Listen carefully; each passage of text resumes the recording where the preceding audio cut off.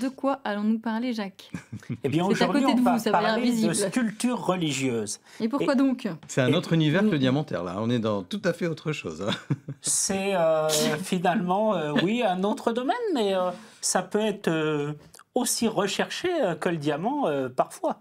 D'accord. Donc, Comme ça attaque, vous attaquez l'invité.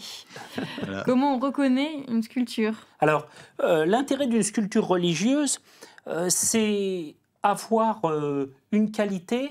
Déjà, il va falloir savoir dans quel est le matériau pour l'objet. Il va falloir également savoir de quelle époque il est. Et donc, Ça, alors. ce saint personnage, Ça me paraît qui très est vieux, ça, très ancien. donc très ancien, en fin de compte, il y a un élément qui est très simple à retrouver. Plus le drapé va être droit ou très fixe, plus la période va être ancienne. Là, on est donc sur un saint qui est donc du début du XVIIe siècle. Ah, quand Et même. quand vous voyez le personnage, eh bien, l'ancienneté, on la voit à la forme du drapé.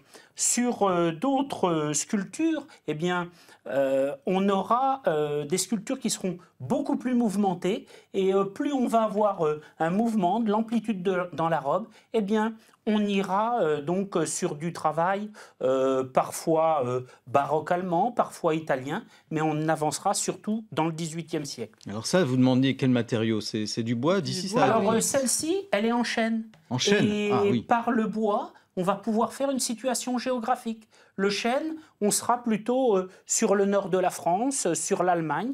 Par contre, si on est dans des résineux, si on est dans des sapins ou certains bois dorés particuliers, eh bien, on sera plus sur le sud de la France. Et puis après, on va avoir le matériau.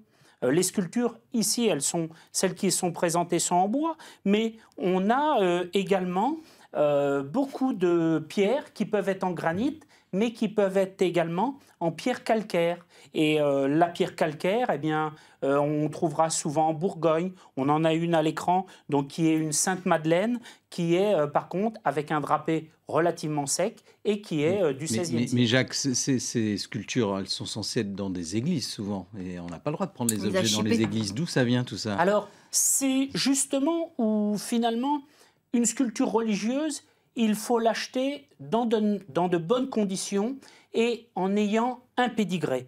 Le pédigré, eh bien, on va l'avoir par un professionnel qui aura acheté ce type de pièces directement à des chapelles privées parfois. Il faut savoir qu'au cours des siècles, dans les grandes demeures, il n'était pas rare que les propriétaires aient leur chapelle privée. Et malheureusement, eh bien, souvent pour un besoin d'argent, de nombreuses sculptures religieuses ont été vendues et c'est pour ça qu'elles se retrouvent sur le marché. En tout cas, on n'achète pas à des gens dont on ne sait pas d'où ça vient. Parce que là, on peut tomber sur des acheter pilleurs une d'église. sculpture religieuse sur le trottoir, je pense que c'est quand même pas la bonne solution. Puis on verra un petit peu plus tard qu'on peut avoir tout un historique pour une sculpture. Allez, vous le mettez sur le côté, on vous voit plus. Oui, là, on ne vous voit plus, hein.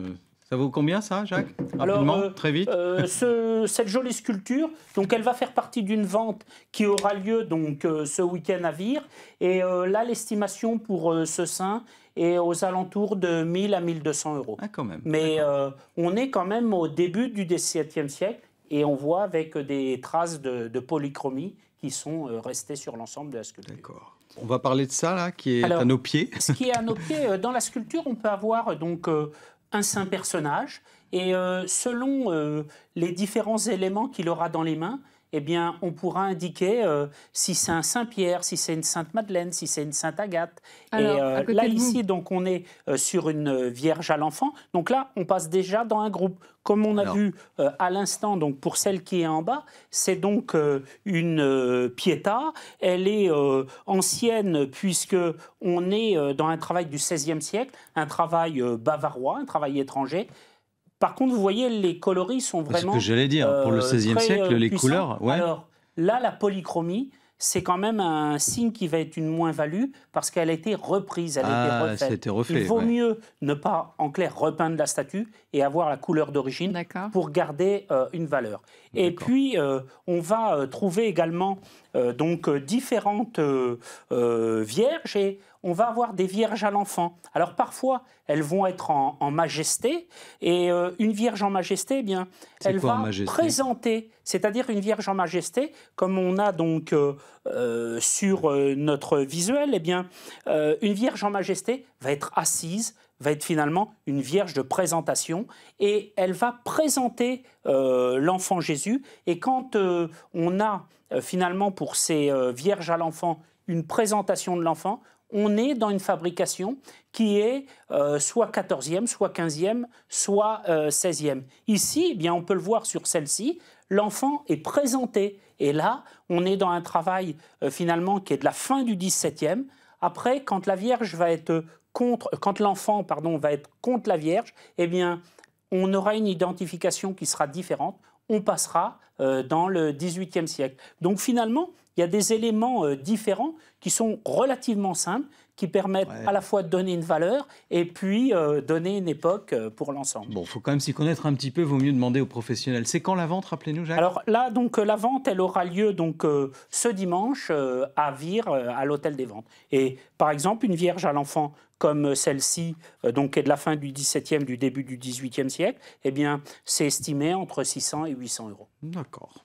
Merci beaucoup, Jacques, on a appris plein de trucs.